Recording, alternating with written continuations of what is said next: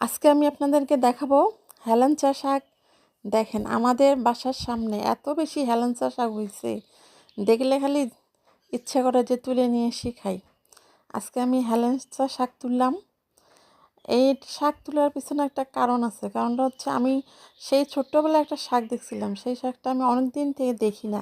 আজকে হঠাৎ করে আমি দেখি সেই শাকটা দেখে তো একদম মিস করা গেল না, না খাইতেই হবে এই শাকটা আজকে।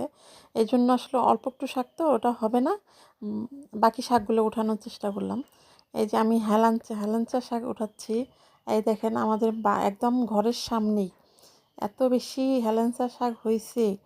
আমি খুব শান্তি নিয়ে হেলেঞ্চা শাকগুলো উঠাচ্ছি। আপনাদেরকে দেখাবো আর কি কি শাক আমি উঠাইছি আজকে। এইটা হচ্ছে কাঁকরোল পাতা, এটা হচ্ছে লাউ পাতা।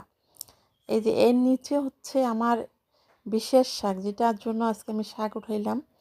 এই দেখেন এটা হচ্ছে, এই শাকটার নাম হচ্ছে দুধেলি শাক।